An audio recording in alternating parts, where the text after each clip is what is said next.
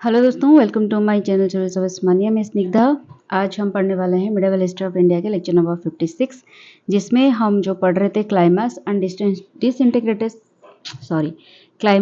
Disintegration of Mughal empire, इसका part 4 है।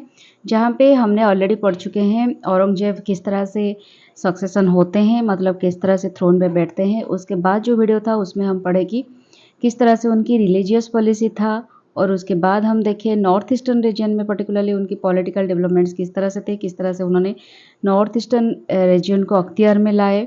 और उसके बाद हम देखेंगे कि एक वक्त के बाद उनके जो गवर्नर थे बंगाल के मीर जुमला, उनके मरने के बाद काफ़ी हद तक और एक गवर्नर आए और उनके बाद थोड़ा डेवलपमेंट हुआ नॉर्थ ईस्टर्न में। लेकिन कहीं ना कहीं औरंगजेब इसी टाइम पे उनका जो रिलीजियस पॉलिसी था, जिसके वजह से काफ़ी रिवोल्ट स्टार्ट हो गया था। और उस रिवोल्ट के चलते जाट्स, अफगान, सिख, ये सारे कम्युनिटी धीरे धीरे उनके अगेंस्ट में रिवोल्ट करना शुरू कर दिया। तो ये जो प्रॉब्लम था धीरे धीरे इतना बढ़ गया, इतना हद तक कि औरंगजेब की अंत तय हो गई इससे। ठीक है, ये जो प्रॉब्लम हुआ मराठास पर्टिकुलरली हमारे, अगर ये इंडिया के सेप देख सकते हैं आप, इसमें डेक्कन एरिया में यहाँ पे मराठा रूल कर रहे थे। मराठा धीरे धीरे स्ट्रांग हो रहे थे, और उसके साथ जाट्स एंड राजपूत जो कि नॉर्थ इंडिया में रिवोल्ट करना शुरू कर दिया। और उसके बाद अफगान्स एंड सिख्स, ये थे नॉर्थ ईस्टर्न वेस्टर्न रीजन। यहाँ पे सिख्स एंड अफगान ये दोनों मिलके रिवॉल्ट करना शुरू कर दिया, जिसकी वजह से ये हो सकता है कि ये न्यू नहीं था। औरंगजेब से पहले जितने सारे उनके प्रेडेसर थे, जैसे कि अकबर हो गया, हो गए जहांगीर, हो गए शाहजहां, हो गए, तो ये सभी फेस कर रहे थे कहीं ना कहीं। लेकिन ये जो रिवॉल्ट की जो इंटेंसिटी थी वो काफ़ी हद तक बढ़ गया औरंगजेब के टाइम पे, और इसका नेचर भी थोड़ा डिफरेंट हो गया, क्योंकि औरंगजेब की रिलीजियस पॉलिसी काफ़ी, क्योंकि बाकी सारे प्रोड्यूसर तो वो इतना टॉलरेंट थे, इतना लिबरल थे, उन्होंने रिलीजियस के अगेंस्ट में इतने सारे पिक स्टेटमेंट या फिर पिक मूवमेंट कुछ नहीं लाए थे जितना कि औरंगजेब ला रहे थे। टेम्पल डिस्ट्रक्शन करना, हिंदुओं के ऊपर जिजिया इम्प्लीमेंट करना, बहुत सारे मतलब मुस्लिम को इतना फेवर करना, मुस्लिम कम्युनिटी के लोगों को, हिंदू को टॉर्चर करना, ह्यूमिलेट करना, ये सारी चीज़ें ना काफ़ी हद तक बढ़ गई, जिसकी वजह से औरंगजेब को काफ़ी नुकसान हुआ। तो इसके बारे में हम डिटेल्स में पढ़ेंगे आज। पर्टिकुलरली हम देखेंगे ये जाट्स के बारे में क्या चल रहा है। और इस वीडियो का अगर आपको चाहिए पीडीएफ तो काइंडली डिस्क्रिप्शन बॉक्स में जाइए, वहाँ पे टेलीग्राम लिंक के चैनल के लिंक दिया गया है, वहाँ पे आप सब्सक्राइब कर सकते हो। सब्सक्राइब करके इसमें यहाँ पे जहाँ पे पढ़ाया जाता है वो वहाँ पे पीडीएफ में डाउनलोड कर देती हूँ, अपलोड कर लेती हूँ। आप वहाँ पे डाउनलोड करके एग्जाम के लिए प्रिपेयर कर सकते हो। ठीक है, तो चलिए शुरू करते हैं। तो दोस्तों, हम देखेंगे जो रीजनल मूवमेंट्स हुआ था, डिफरेंट रीजन में डिफरेंट कम्युनिटी मिलके जो मूवमेंट कर रहे थे, रिवोल्ट कर रहे थे, वो किस तरह की नेचर थी उनकी। पहले तो हम राजपूत की बात करेंगे। राजपूत जो थे उन्होंने, उनका प्रॉब्लम था सक्सेशन को लेकर, कौन सी एक राजा के बाद दूसरे कौन गद्दी पे बैठेगा, उस चीज़ को लेकर वो रिवोल्ट कर रहे थे। क्योंकि वही राजपूत सक्सेशन पे बैठता है, सॉरी थ्रोन पे बैठता है, गद्दी पे बैठता है, जिसको ऊपर औरंगजेब फेवर करते हैं, मुगल सम्राट फेवर करते हैं। क्योंकि राजपूत की हर एक जो एरिया थी वो मुगल सुजनिटी के अंडर आ चुकी थी, ये एक प्रॉब्लम हो रहा था। लेकिन जो रूलर स्ट्रांग होते थे या फिर हकदार होते थे, शायद उनको नहीं मिलता था मौका, तो इसी वजह से सक्सेशन को लेकर वहाँ पे एक प्रॉब्लम क्रिएट हो रही थी। मराठास के भीतर भीतर क्यों मूवमेंट हो रही थी, क्योंकि उनमें जो था question of local independence. Maratha जब स्ट्रॉन्ग होल्ड आए, स्ट्रॉन्ग बने धीरे धीरे अकबर के टाइम से ही, शाहजहां और जहांगीर के टाइम से, शाहजहां के टाइम पे धीरे धीरे मराठा स्ट्रॉन्ग बनते गए। तो एक वक्त पे वो हमेशा, जब से वो स्ट्रॉन्ग बनते गए ना, उसके बाद वो हमेशा एक इंडिपेंडेंट स्टेट बनाने की कोशिश की। ठीक है, वो अपने खुद पे राज करना चाहते थे, वो नहीं चाहते थे बाहर से आकर कोई इन्वाजन करे या फिर बाहर की कोई राजा हमें रूल करे। तो इसी वजह से इंडिपेंडेंस होने के लिए वो मराठा रिवोल्ट कर रहे थे।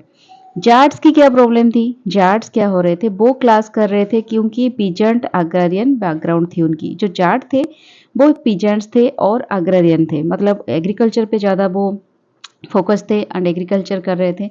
और बहुत सारे ऐसे थे जो कि पीजेंट्स कैटेगरी के थे, ठीक है, डिफरेंट ट्रेडिंग कम्युनिटी से थे। तो इसी वजह से उनका थोड़ा इस वजह से क्लास हो रहा था और कन्फ्लिक्ट क्रिएट हो रही थी। तो शायद औरंगजेब की वजह से, उनकी डिफरेंट पॉलिसी के वजह से वो इतना फेवर नहीं हो पा रहे थे इतना उनका बेनिफिट नहीं हो पा रहा था, वो ह्यूमिलेट हो रहे थे, तो इसी वजह से वो रिवोल्ट कर रहे थे। और फाइनली जो सिख कम्युनिटी आती है, पर्टिकुलरली यही जो सिख कम्युनिटी है वो रिलीजियस मूवमेंट कर रही थी। जो उनकी जो मूवमेंट चल रही थी ये ही रिलीजियस मूवमेंट एक था, रिलीजन को लेकर उनका जो फोकस था, इसी वजह से पावरफुल रोल ये निभा रही थी सिख कम्युनिटी मूवमेंट में। तो both Jat and Sikh community जो थे ये इंडिया के नॉर्थ वेस्टर्न रीजन में धीरे धीरे ये अलग अलग उनके इंटेंशन थे, लेकिन एक वक्त पे क्या हुआ, ये कुलमिनेट हो गया एक इंडिपेंडेंट रीजनल स्टेट्स में। मतलब उनका जो रिवोल्ट हो गया धीरे धीरे इन दोनों का मिल गया, और एक वक्त पे ऐसा हो गया कि एक रीजनल इंडिपेंडेंट रीजनल वो स्टेट बनाना चाहते थे। इसी वजह से, और अफगान का जो है, अफगान जो थे वो भी कहीं ना कहीं रिवोल्ट में शामिल थे। वो ट्राइबल थे, वो ट्राइबल कम्युनिटी से बिलोंग करते थे, और इसी वजह से उनका अफगान के साथ सॉरी मतलब but there also on sentiment of setting of a separate Afghan state as it work. क्यों, और अफगान भी आपको पता है, मैंने जब से वीडियो स्टार्ट किया है अफगान के बारे में, जब जिसको पता है, मेरे वीडियो जो कंटिन्यूसली देखते आ रहे हैं उनको पता होगा, जो अफगान रूलर्स होते हैं या फिर कम्युनिटी होते हैं वो हमेशा इंडिपेंडेंटली रूल करना चाहते थे। इसी वजह से हर एक रूलर के साथ जो जो आया मतलब क्या, जो जो डोमिनेंट होकर रूल राज कर रहे थे वो उनके खिलाफ हमेशा वार छेड़ देते हैं, इसी वजह से कि उनको एक इंडिपेंडेंट स्टेट चाहिए। तो ये सबके डिफरेंट डिफरेंट कम्युनिटी के डिफरेंट डिफरेंट इंटेंशन थी रिवॉल्ट करने की। ठीक है, नेक्स्ट चलते हैं। तो दोस्तों, क्या ऐसी फैक्टर्स थी जिसकी वजह से डिफरेंट रीजन में इस तरह की रीजनल मूवमेंट्स शुरू हुआ? तो पहले तो रिलीजियस फैक्टर था। रिलीजियस फैक्टर एक बहुत ही इंपॉर्टेंट रोल निभा रहा था, जो कि जो हिंदूज की सेंटिमेंट को हर्ट कर रहा था। बहुत सारे टेम्पल्स को डिस्ट्रक्शन करना, हिंदूज को जिजिया इम्प्लीमेंट करना, इस तरह की कंडीशन। फिर एक चीज़ होता है पॉलिटिकल फैक्टर। फिर एक पॉलिटिकल फैक्टर्स भी होता था, जिसके वजह से रीजनल इंडिपेंडेंस के बारे में हमने पढ़ा कि पिछले स्लाइड में कोई कोई मराठास जैसे होते थे, अफगान्स होते थे, वो इंडिपेंडेंटली अपनी जगह पे रूल करना चाहते थे, जिसके वजह से उनकी सेंटिमेंट हर्ट हो रहा था और वो नहीं चाहते थे मुगल सुजनिटी के अंडर काम करे। तो ये पॉलिटिकल फैक्टर्स काम कर रहा था। फिर एक इकोनॉमिक एंड सोशल फैक्टर हुआ, क्योंकि जितने सारे वो रेवेन्यू के टैक्स लगा रहे थे, जिस तरह से जिजिया इम्प्लीमेंट किए, तो ये सारी चीज़ें ना कहीं इकोनॉमिक एंड सोशल फैक्टर को भी हानि पहुंचा रही थी। तो इसी वजह से रीजनल मूवमेंट्स हो रहे थे। This economic and social factor as well as sentiment of regional independence which continue to be strong were major factors in shaping these moments. Religion also played an undoubted role. ठीक है, ये सारी चीज़ों के हमने डिस्कशन किया। जितने सारे मूवमेंट्स हुआ, सब मूवमेंट्स एक्सक्लूडिंग अफगान वन, हम अफगान को यहाँ पे एक्सक्लूड करेंगे, क्योंकि हम जितने सारे रीजनल मूवमेंट्स हो रहे हैं, राजपूत हो गया, फिर सिख, जाट, मराठास, जितने सारे हुए वो सब हिंदूज कैटेगरी में जाते हैं, लेकिन अफगान्स जो थे वो मुस्लिम कैटेगरी में थे। ठीक है, तो औरंगजेब की जो नैरो रिलीजियस पॉलिसी हुआ, ये पर्टिकुलरली हिंदू के एग्नेस्ट में होता था। अफगान की हो सकता है वो इंडिपेंडेंटली रूल करना चाहते थे, तो इसी वजह से उन्होंने मूवमेंट स्टार्ट कर दी, लेकिन बाकी जितने सारे कम्युनिटी थे वो अपने हिंदू धर्म को के लिए इतने सारे जो ह्यूमिलेशन हो रहे थे, इतने सारे टॉर्चर हो रहे थे, उसके वजह से वो आवाज़ उठा रहे थे। और हमारे एक देश था जो एक हिंदू राष्ट्र था, वहाँ पे majority of the population Hindu community के थे, तो इसी वजह से any movement which come into conflict with predominantly Muslim central government could be dubbed a challenge to Islam। तो हमारे हो सकता है, हालांकि हमारे जो सेंट्रल गवर्नमेंट थी वो मुस्लिम हो सकती है, लेकिन majority of the community, majority of the people तो हिंदू ना। तो अब अगर कोई भी जगह पे रिवोल्ट होती है, कोई भी कम्युनिटी में, एक बड़े कम्युनिटी में रिवोल्ट होती है, तो इनडायरेक्टली हो सकता है या फिर डायरेक्टली हो सकता है, ये इस्लाम धर्म को एक चैलेंज बन जाती है। ठीक है, ये अथर बोल रहे हैं। Likewise the leaders of this rebel movements could use religious slogans. तो बहुत सारे ऐसे लीडर्स थे जो कि रिलीजियस स्लोगन को आधार बना के वो रिवोल्ट कर रहे थे। आपने देखा होगा जब हम फ्रीडम स्ट्रगल बन रहे थे हमारे ब्रिटिश के खिलाफ, तभी भी सेम सिचुएशन क्रिएट हो रही थी कि उन्होंने जितने सारे हमारे रिलीजियस स्लोगन्स है उसको यूज़ करके बहुत सारे फ्रीडम फाइटर्स स्लोगन दे देकर रिवोल्ट कर रहे थे। तो उसी तरह से मुगल के टाइम पे भी सेम चीज़ें हो रही थी, और हमारे रिलीजियस सिंबल्स जो होते हैं उसको भी उन्होंने यूज़ किया।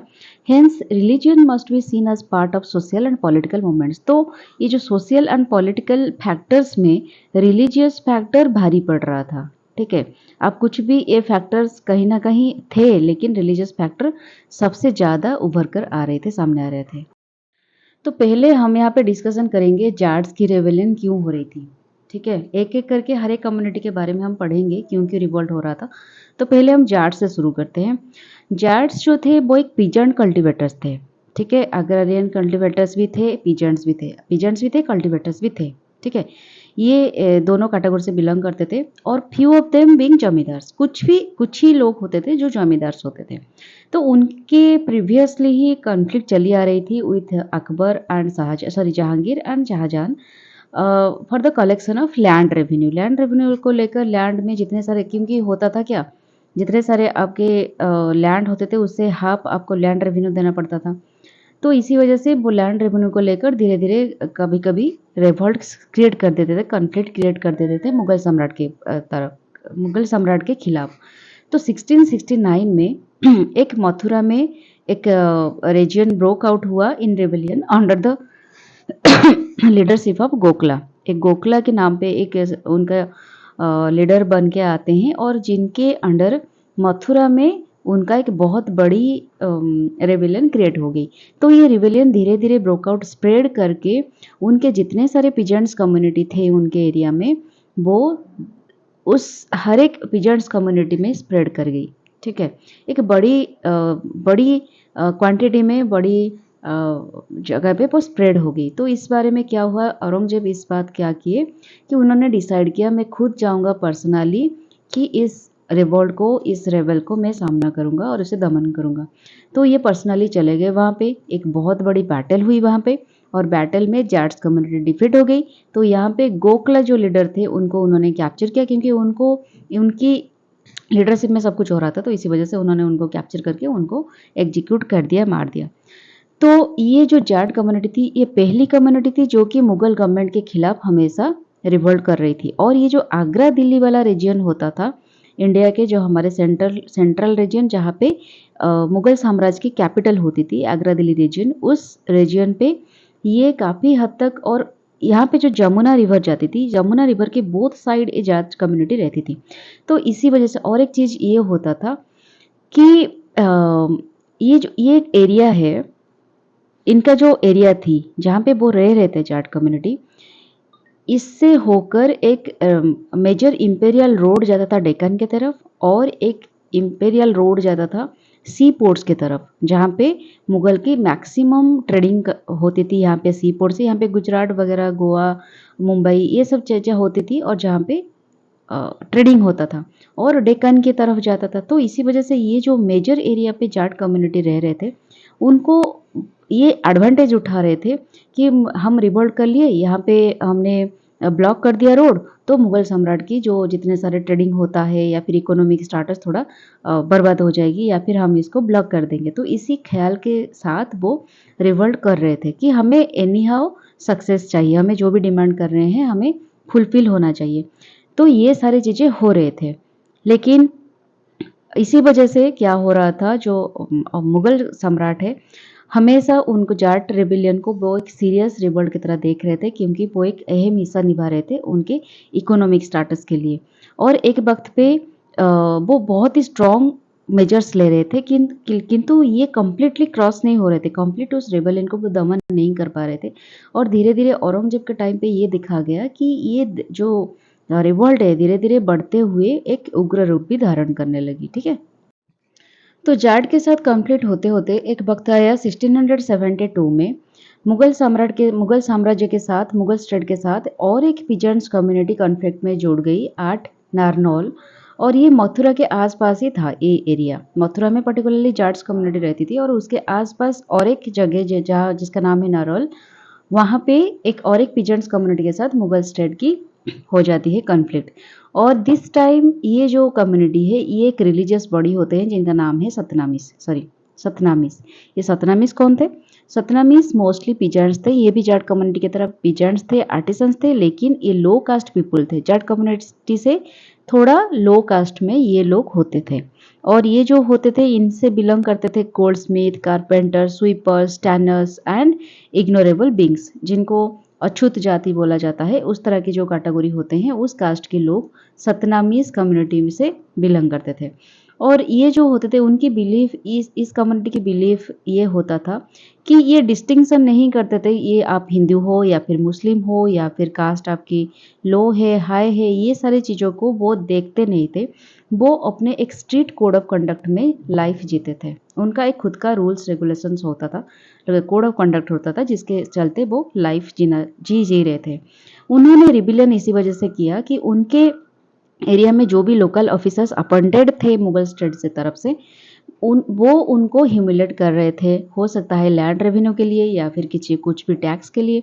तो इसी वजह से वो ह्यूमिलेट हो करना एक वक्त पे उन्होंने रेविलियन करना स्टार्ट कर दिया और धीरे धीरे ये रेविलियन ना बहुत ओपन रेविलियन बन गया एक वक्त पे। तो अगेन औरंगजेब के टाइम पे जब ये बहुत बड़ा रेविलियन बन गया तो पर्सनल ये वो इन पर्सन चले उस रेवेलियन को क्रॉस करने के लिए। और इस टाइम क्या हुआ, बहुत सारे हिंदू जमींदार, बहुत सारे राजपूत, ये सारे मुगल के साइड से होकर इस रेवेलियन को क्रॉस करने की कोशिश करें। ठीक है, तो उस टाइम पे एक बहुत बड़ी इंसिडेंट हुई क्या कि 1685 में एक another second Jat uprising start हो गया under the leadership of Rajaram. फास्ट था गोखला, तो उनके लीडरशिप में जो भी फास्ट रिवोल्ट हुआ था उनको तो औरंगजेब दमन कर लिए, क्योंकि वो गोखला को कैप्चर करके उनको मार दिया, एग्जीक्यूट कर दिया। सेकेंड अपराइजिंग स्टार्ट हुआ under the leadership of Rajaram. तो ये क्यों, इस टाइम जाट्स बहुत ऑर्गेनाइज्ड थे और उनको पता चला कि जो मुगल स्टेट है वो ऑर्गेनाइज्ड वे में इस जो रिवोल्ट को दमन कर रहे हैं, तो इसी वजह से वो भी ऑर्गेनाइज्ड वे में करने की कोशिश की और उन्होंने गौरिला वारफेयर को अडॉप्ट करने की कोशिश की with plundering, combining it with plunder, मतलब प्लंडर भी करेंगे मुगल स्टेट की जितने सारे एरिया है और उसके साथ गौरिला वारफेयर भी करेंगे, जो छिपकर एक एक जगह पे जाकर वारफेयर करते हैं उस तरह की। तो औरंगजेब ने इस टाइम पे अप्रोच किया एक राजपूत राजा जिनका नाम था राजा भीषण सिंह। ये कछवा का रूलर थे। ठीक है, तो उनको अपॉइंटेड कर दिया गया मथुरा के फौजदार में। उन्होंने वो मथुरा के फौजदार थे, पहले अपॉइंटेड हुए थे। तो इस टाइम पे उनको क्या किया गया कि अप्रोच किया कि आपने इस चीज़ों को रिवोल्ट को आप क्रॉस करो। तो मथुरा में जिस जगह पे रिवोल्ट हो रही थी उस जगह की एंटायर एरिया को मुगल सम्राट ने क्या किया, राजा भीषण सिंह को दे दिया, ताकि ग्रांट कर दिया जमींदारी में। जमींदारी मतलब ये होता है कि जितने सारे लैंड है, लोग जहाँ जो भी उसमें प्रोडक्शन करेंगे जमींदार को टैक्स देंगे, रेवेन्यू देंगे, उसमें कुछ जमींदारी अपना हिस्सा रख के बाकी मुगल सम्राट को रिटर्न करा देगा, टैक्स दे देगा। ठीक है, ये होता है।